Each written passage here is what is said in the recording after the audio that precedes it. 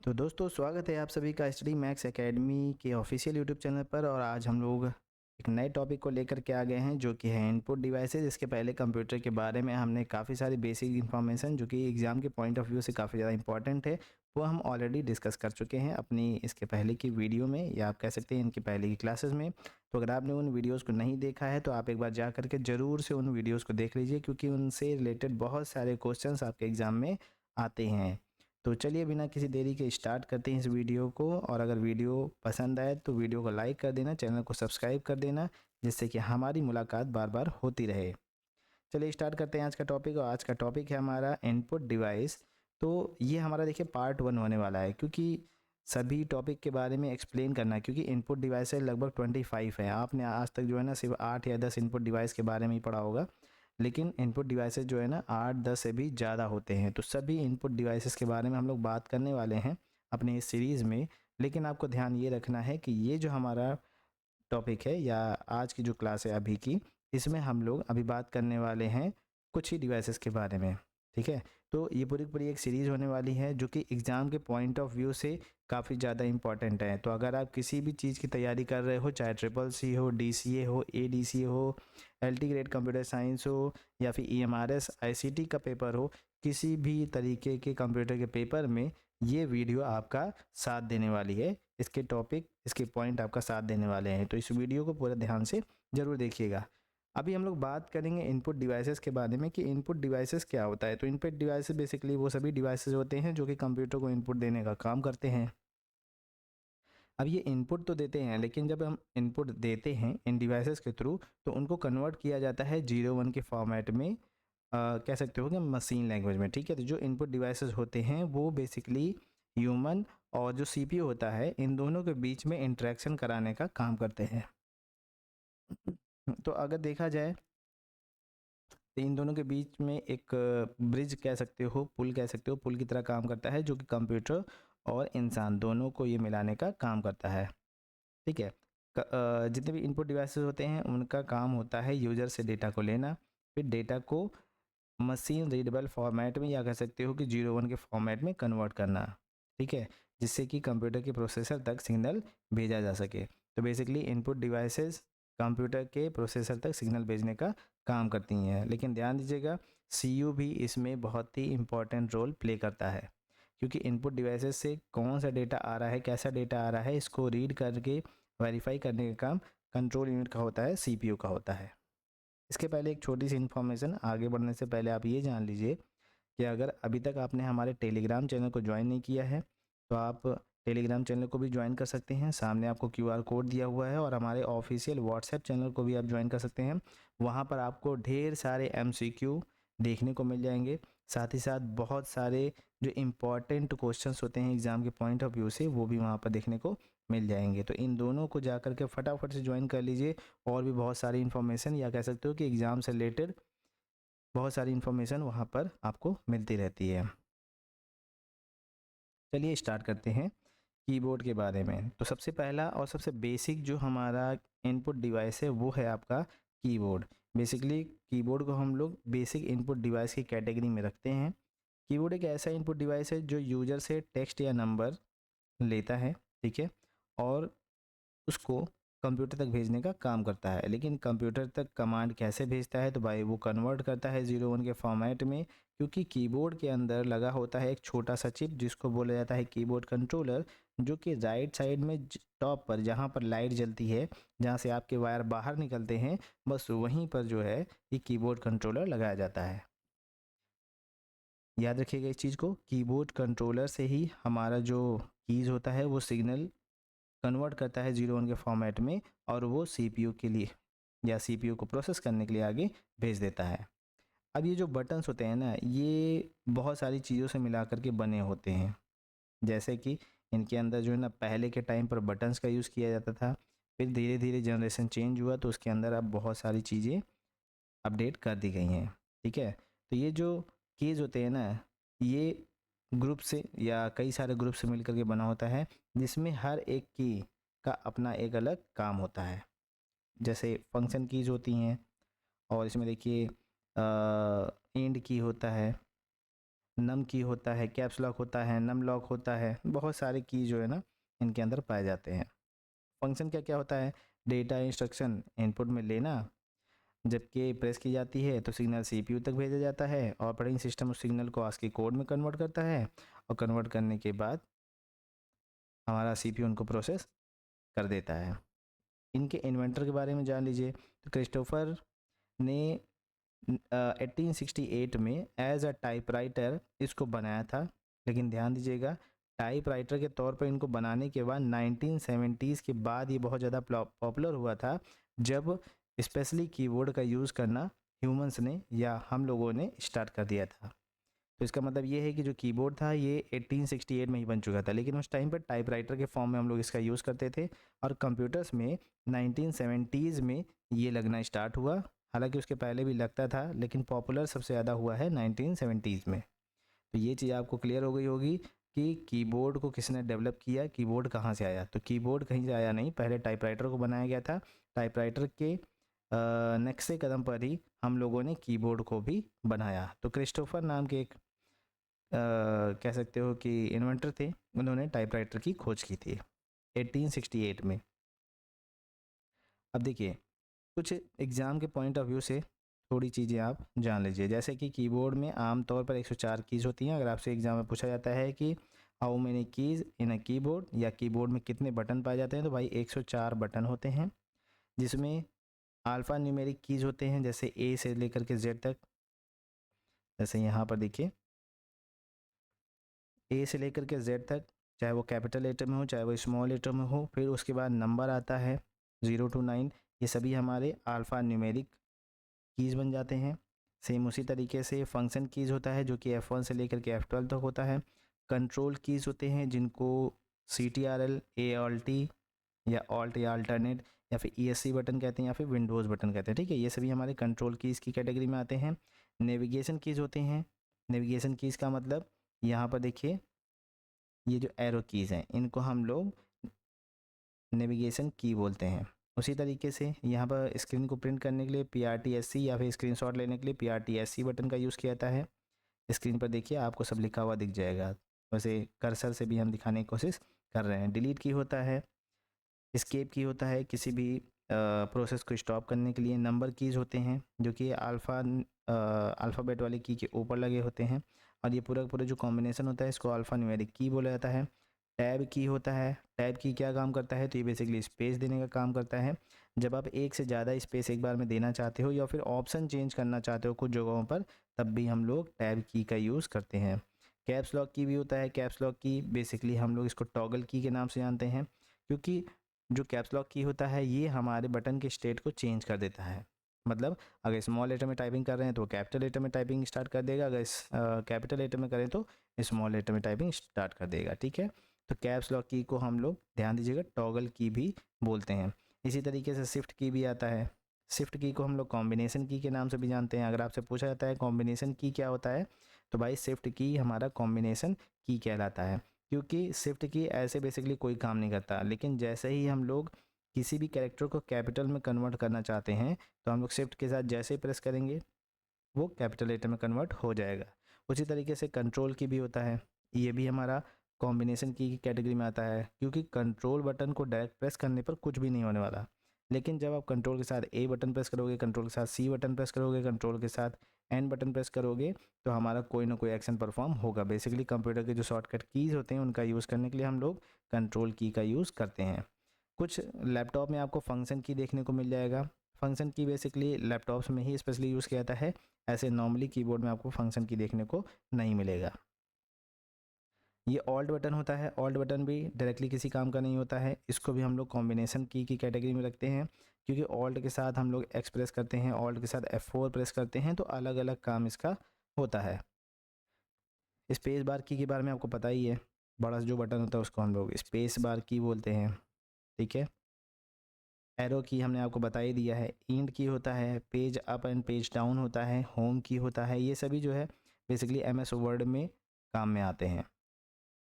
ठीक है, यहाँ पे देखिए एक इंसर्ट बटन भी होता है। जो इंसर्ट बटन होता है ये बेसिकली किसी भी ऑब्जेक्ट को ऐड करने के लिए हम लोग यूज़ करते हैं कुछ कुछ सॉफ्टवेयर्स में।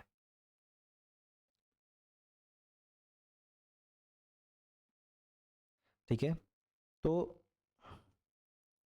यहाँ तक आपको चीज़ें समझ में आ गई होंगी। वैसे स्पेशल कीज़ हमारा जो है ना, एंटर बटन होता है, स्पेस बार होता है, शिफ्ट बटन होता है, डिलीट बटन होता है और बैक स्पेस होता है। इसको हम लोग स्पेशल की कैटेगरी में भी रखते हैं, याद रखिएगा।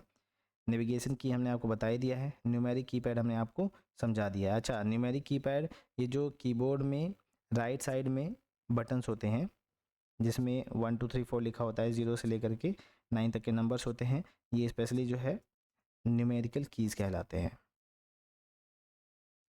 ठीक है, इनको हम लोग न्यूमेरिक कीपैड के नाम से भी जानते हैं। बात कर लेते हैं टाइप्स ऑफ कीबोर्ड की। तो अलग अलग रिक्वायरमेंट के हिसाब से हम लोग जो है ना, अलग अलग टाइप के कीबोर्ड का यूज़ करते हैं। बेसिकली अगर हम लोग अपनी बात करते हैं, जैसे आप हैं या हम हैं, तो हम लोग बेसिकली यूज़ करते हैं क्वर्टी कीबोर्ड को, क्योंकि ये जो क्वर्टी कीबोर्ड होता है बेसिकली ये हर जगह आपको देखने को मिल जाता है। अच्छा, क्वर्टी कीबोर्ड आप यूज़ कर रहे हैं कि नहीं, ये कैसे पता चलेगा? तो आप अपने कीबोर्ड का जो फर्स्ट 5 कैरेक्टर है, कीबोर्ड के फर्स्ट 5 कैरेक्टर, या कह सकते हो कि जो अल्फ़ाबेट्स हैं उनके फर्स्ट रो को देखिए, उस पर आपको सबसे पहले 5 जो कैरेक्टर मिलेंगे ना, वो QWERTY देखने को मिलेंगे। तो इसका मतलब ये है कि आप क्वर्टी कीबोर्ड का यूज़ कर रहे हैं। तो अगर हम लोग बेसिकली अमेरिका को फॉलो करते हैं वेस्टर्न कल्चर में, ये जो क्वर्टी कीबोर्ड है यही मैक्सिमम यूज़ किया जाता है। इसके बाद एक एज़ेटी कीबोर्ड होता है, बेसिकली इसका यूज़ फ्रांस में होता है। ठीक है, डेवोरैक कीबोर्ड आता है, ध्यान दीजिएगा ये सभी लेआउट की बात कर रहे हैं, ये लेआउट है हमारे कीबोर्ड का। ये डेवोरैक कीबोर्ड आता है, ये बेसिकली स्पीड के लिए डिज़ाइन किया गया था।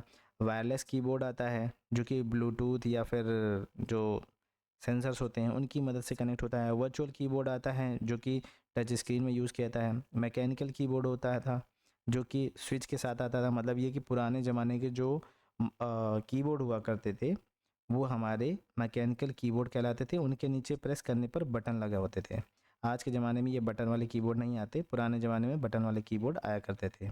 और एक मेम्ब्रेन्स कीबोर्ड होता है, ये थिन फ्लेक्सिबल लेयर होती है, मतलब आप इनको जो है ना घुमा करके फिर या फिर मोड़ के भी यूज़ कर सकते हैं, या कह सकते हो कि फ्लेक्सिबल कीबोर्ड जो होता है ना उसको हम लोग मेम्ब्रेन्स कीबोर्ड बोलते हैं। काम कैसे करता है ये समझ लेते हैं अब। तो हर एक की के नीचे जो है ना एक स्विच या सर्किट लगा होता है, और की प्रेस करने पर ये सर्किट कंप्लीट होता है। जैसे कि कोई भी बटन हम लोग प्रेस करते हैं तो बटन प्रेस करने पर हमारा प्लस माइनस आपस में टच करता है, तो सेम इसी तरीके से इनके अंदर सर्किट बनी होती है, सर्किट आपस में टच करती है, और जहाँ की भी सर्किट आपस में टच करती हैं तो हमारा जो कीबोर्ड कंट्रोलर होता है उसको आइडिया लग जाता है कि किस जगह पर कौन सा सर्किट आपस में टच हुआ है, और फिर वो ऑटोमेटिक कन्वर्ट कर देता है उनको बाइनरी कोड में या फिर आस्की कोड में, जिससे कि हमारा जो सीपीयू होता है वो इंस्ट्रक्शन समझ जाता है। अब बात करते हैं कनेक्शन टाइप की, मतलब हम लोग कीबोर्ड को कंप्यूटर में कनेक्ट कैसे करते हैं। तो कीबोर्ड को कंप्यूटर में कनेक्ट करने का लगभग 2 से 3 तरीका है। पहली बात तो आप जो है यूएसबी के थ्रू कनेक्ट कर सकते हो, ये पुराना तरीका है। यूएसबी से पहले एक पोर्ट आया करता था जिसको हम लोग PS2 पोर्ट बोलते थे, हालांकि आजकल ये वाले पोर्ट नहीं आते हैं। तो अगर आप इसके बारे में जानना चाहते हो तो कमेंट में बता देना, इसके ऊपर भी एक प्रॉपर अलग से वीडियो बना देंगे, ठीक है, कनेक्शन टाइप्स के ऊपर। उसी तरीके से वायरलेस कीबोर्ड आता है। वायरलेस कीबोर्ड क्या काम करता है, जैसे कि आपको जो ब्लूटूथ या RF टेक्नोलॉजी होता है, ठीक है, ये उससे कनेक्ट होता है, या इवन आप कह सकते हो कि आपके लैपटॉप या कंप्यूटर में अगर ब्लूटूथ ऑन है, ठीक है, तो ब्लूटूथ वाले भी कई सारे कीबोर्ड आते हैं जो कि डायरेक्टली आपके ब्लूटूथ से कनेक्ट होकर के एक्सेसिबल हो जाते हैं, उनके लिए यूएसबी लगाने तक की भी रिक्वायरमेंट नहीं पड़ती है। आप चाहो तो नेट पर सर्च करके ऐसे कीबोर्ड्स के बारे में डिटेल निकाल सकते हो। कितने कीज होते हैं ये हमने आपको ऑलरेडी बता दिया है। यूज़ कहाँ कहाँ किया जाता है, तो भाई टाइपिंग में यूज़ किया जाता है, शॉर्टकट कमांड्स के लिए हम लोग कीबोर्ड का यूज़ करते हैं, गेमिंग और कंट्रोल पर्पज से भी इनका यूज़ करते हैं। समरी में इनके बारे में थोड़ा समझ लेते हैं। जैसे कि अगर हम कीबोर्ड की बात करें तो ये कैसा डिवाइस है, ये इनपुट डिवाइस है। इन्वेंटर कौन है, तो क्रिस्टोफर इनके इन्वेंटर हैं। कब इन्वेंट किया गया था, 1868 में एज अ टाइपराइटर इनको इन्वेंट किया गया था। मॉडर्न कीबोर्ड यूज़ कब से स्टार्ट किया गया था, 1970s, और उसके बाद हम लोग अभी तक इसका यूज़ कर रहे हैं। बेसिकली 104 कीज़ पाए जाते हैं। क्वर्टी कीबोर्ड हम लोग ज़्यादातर यूज़ करते हैं, और electrical signal via switch circuit इसके अंदर काम होता है। ध्यान दीजिएगा, ये सभी वर्ड हम लोग यूज़ कर रहे हैं, इन वर्ड को आपको याद रखना बहुत ज़रूरी है। कनेक्शन कैसा होता है, तो वायर्ड या वायरलेस इनका कनेक्शन पाया जाता है। नेक्स्ट बात कर लेते हैं इनपुट डिवाइसेस के बारे में। इनपुट डिवाइसेस बेसिकली ऐसे डिवाइसेस हैं जो कि इनपुट देने का काम करते हैं। और इसका दूसरा जो सबसे इम्पॉर्टेंट है पार्ट, या कह सकते हो कि बेसिक इनपुट डिवाइस है, या हर कंप्यूटर में देखने के लिए आपको मिल जाएगा, वो है आपका माउस। तो कीबोर्ड और माउस ये दोनों ही चीज़ें आपको देखने को मिलेंगी, बिना इनके कोई भी कंप्यूटर काम नहीं करता है। तो माउस के बारे में जान लेते हैं। तो माउस एक पॉइंटिंग डिवाइस है। पॉइंटिंग डिवाइस का मतलब ये जो स्क्रीन पर आपको एरो दिखाई देता है, इनको कंट्रोल करने के लिए हम लोग माउस का यूज़ करते हैं, ठीक है। बेसिकली इनको कर्सर बोला जाता है। तो कर्सर कंट्रोल वाली डिवाइस भी इनको बोला जाता है, या फिर स्क्रीन के पॉइंटर या फिर स्क्रीन के कर्सर को कंट्रोल करने के लिए हम लोग माउस का यूज़ करते हैं, ठीक है। अब इसका यूज़ क्यों किया जाता है? तो यूज़र इससे जो है बेसिकली स्क्रीन पर कोई भी ऑब्जेक्ट है, कोई भी डायग्राम डिज़ाइन है, कोई भी फ़ोटो है, ठीक है, इसका यूज़ करके ड्रैग या ड्रॉप कर सकता है, उनको क्लिक कर सकता है, उनको सेलेक्ट कर सकता है। फंक्शन की बात की जाए तो स्क्रीन पर पॉइंटर को मूव कराना इनका फंक्शन होता है, आइटम को सेलेक्ट करना, फाइल को ड्रैग एंड ड्रॉप करना, शॉर्टकट मेन्यू खोलना, जैसे कि राइट क्लिक करके हम लोग ओपन कर सकते हैं, और स्क्रॉल व्हील से पेज को अप एंड डाउन करना। जैसे ये देखिए स्क्रॉल व्हील का यूज़ कर रहे हैं तो पेजेस हमारे चेंज हो रहे हैं, ठीक है। अब बात कर लेते हैं इन्वेंटर के बारे में। देखो माउस को भी इन्वेंट किया गया था, जाहिर सी बात है, कोई भी चीज़ें ऑटोमेटिक तो कहीं से आई नहीं है, सभी को इन्वेंट किया गया है, जितने भी इलेक्ट्रॉनिक आइटम है। तो इनको इन्वेंट किया है डगलस एंगलबर्ट ने 1964 में। ये देखो क्वेश्चन आता है कि माउस को किसने डेवलप किया है, कीबोर्ड को कब डेवलप किया गया था, किसने डेवलप किया था, ठीक है। तो वहाँ पर आपसे क्वेश्चन पूछा जा सकता है। अभी 2 साल पहले जब ARO का एग्ज़ाम हुआ था तो उसमें भी पूछा गया था कि who is the inventor of mouse.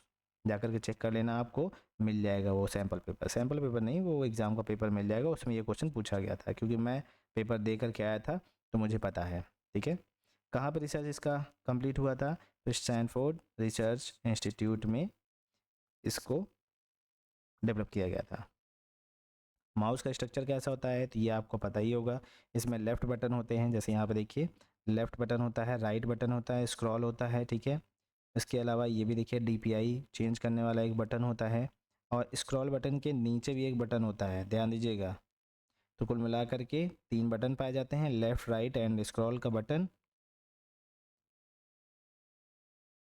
और कुछ माउस आजकल जो है ना ऑप्टिकल माउस, जैसे कि अभी के जो माउस आते हैं ये हमारे ऑप्टिकल माउस कहलाते हैं, क्योंकि इनके नीचे से लाइट निकलती है, और ये जो लाइट निकलती है ये हमारे बेसिकली सेंसर्स के थ्रू कनेक्टेड होते हैं। तो जैसे हम लोग माउस को मूव करते हैं, इनके अंदर की जो लाइट होती है वो हमारी सेंस होने लगती है, और सेंस होने के बाद ये हमारी स्क्रीन पर उस मूवमेंट को कैप्चर कर लेती है या कैद कर लेती है, ठीक है। इसको कनेक्ट कराने के लिए हम लोग केबल या वायरलेस रिसीवर का भी यूज़ करते हैं। आजकल वैसे तो बहुत अलग अलग टाइप के भी जो है माउस आ चुके हैं, जैसे ब्लूटूथ वाला माउस आ गया है, और USB के थ्रू हम लोग वायरलेस माउस का भी यूज़ कर सकते हैं, केबल वाला भी माउस आता है। तो अलग अलग टाइप के माउस जो है इस टाइम पर अवेलेबल है, ठीक है। ये काम कैसे करता है? तो माउस मूवमेंट को डिटेक्ट करता है ऑप्टिकल या मैकेनिकल सेंसर के थ्रू। ये सिग्नल डिजिटल डेटा में कन्वर्ट होता है, ध्यान दीजिएगा। जो माउस से सिग्नल लेता है CPU, उनको डिजिटल फॉर्मेट में कन्वर्ट करता है, और डेटा कंप्यूटर के ऑपरेटिंग सिस्टम तक जाता है, जिससे कंप्यूटर मूव होना स्टार्ट हो जाता है, जैसे कि कर्सर जिसको बोलते हैं, कर्सर मूव होना स्टार्ट हो जाता है। टाइप्स ऑफ माउस की बात कर लेते हैं। तो मैकेनिकल माउस आता था। पहले के जो माउस हुआ करते थे बेसिकली उनके अंदर बॉल आया करते थे, बॉल को मूव कराना पड़ता था। तो पहले के माउस के लिए हमें माउस पैड लगाना बहुत ज़्यादा इंपॉर्टेंट था, क्योंकि फ्रिक्शन होता था बॉल के अंदर, और बॉल के अंदर जो फ्रिक्शन होता था तब जा कर के हमारा माउस मूव करता था। अच्छा, इसके बारे में अगर आपको जानना होगा डिटेल में तो आप हमें कमेंट कर दीजिएगा, या कोई भी चीज़ें अगर आपको पूछनी है तो उनको भी आप कमेंट में बताइएगा, हम उन्हें एक्सप्लेन कर देंगे। वैसे मैकेनिकल माउस या पुराने ज़माने के माउस हुआ करते थे जिनके नीचे बॉल लगी होती थी, लेकिन वो एकदम प्रिसाइज एक्यूरेसी प्रोवाइड नहीं कर पाते थे, मतलब 100% सही रिजल्ट नहीं देते थे, डिज़ाइन करने में प्रॉब्लम होती थी। तो लोगों ने चेंज किया और ऑप्टिकल माउस मार्केट में लेकर के आए। लेकिन ध्यान दीजिएगा ऑप्टिकल माउस 1999 में डेवलप किया गया था, जिसको डेवलप किया था माइक्रोसॉफ्ट कॉरपोरेशन ने या फिर माइक्रोसॉफ्ट कंपनी ने। तो वो माउस जिसके नीचे आप लाइट जलते हुए देखते हो, उस माउस को माइक्रोसॉफ्ट कंपनी ने डेवलप किया है। याद रखिएगा इस चीज़ को, ये भी क्वेश्चन अक्सर पूछा जाता है कि optical mouse was developed by, और उसके बाद ऑप्शन आपको पूछ लिया जाएगा। ठीक है, माइक्रोसॉफ्ट कॉरपोरेशन ने उसको डेवलप किया है, मतलब कि बिल गेट्स की कंपनी ने। और कब डेवलप किया था? 1999 में। वायरलेस माउस के बाद, ऑप्टिकल माउस के बाद वायरलेस माउस आते हैं। वायरलेस माउस हमने आपको बता दिया है, ब्लूटूथ या आरएफ सिग्नल के थ्रू कनेक्ट होते हैं। ट्रैक बॉल वाले भी माउस आते हैं जो कि ये फिक्स डिवाइस होते हैं। ठीक है, और इसमें सिर्फ बॉल को हम लोग मूव कर सकते हैं। अभी इसके बारे में और डिटेल में आगे टॉपिक में हम लोग बात करेंगे। और लेज़र माउस भी होता है जो कि हाई प्रिसीजन लेज़र लाइट का यूज़ करता है और एकदम एक्यूरेट रिजल्ट आपको प्रोवाइड करता है। मतलब बाल बराबर भी इसमें जो है ना प्रॉब्लम या गलती होने की संभावना नहीं होती है। टच माउस भी आते हैं जो कि टच सेंसिटिव इंटरफेस से कंट्रोल किए जाते हैं। यहाँ पे देखिए कई सारे अलग अलग माउस मार्केट में अवेलेबल हैं, आपके सामने देखिए रखा हुआ है। ट्रैक बॉल माउस भी है, इसमें मैकेनिकल माउस भी है, ऑप्टिकल माउस भी है, वायरलेस माउस भी है, लेज़र माउस भी है, ठीक है, गेमिंग माउस भी है। ठीक, और ये देखिए एर्गोनॉमिक वाला माउस भी यहाँ पर अवेलेबल है। तो अलग अलग टाइप के माउस हैं, रिक्वायरमेंट के हिसाब से, बजट के हिसाब से हम लोग इनका यूज़ कर सकते हैं। कनेक्शन टाइप हमने आपको बता ही दिया है कि जो भी माउस होते हैं वो भी आपके यूएसबी के थ्रू कनेक्ट होते हैं या ब्लूटूथ के थ्रू कनेक्ट होते हैं। ठीक है, जिससे कि इनको चलाना आसान हो जाता है। बस ये है कि अगर आप वायर्ड का यूज़ करते हो तो उसमें आपको बैटरी नहीं लगानी पड़ेगी, बस ले करके आओ। अच्छा, वायर वाला जो माउस होता है ये काफ़ी ज़्यादा सस्ता होता है, 100-150 रुपये में आपको बढ़िया क्वालिटी का मिल जाएगा। ठीक है, लेकिन अगर आप वायरलेस माउस की बात करो 200-250-300 रुपये के आते हैं, लेकिन इसमें आपको अलग से खर्च करना होता है। तो लगभग इसकी जो बैटरी होती है कुछ समय बाद डाउन हो जाती है, ठीक से प्रॉपर काम नहीं करती है, तो आपको उनकी बैटरी का ध्यान थोड़ा सा देना पड़ेगा।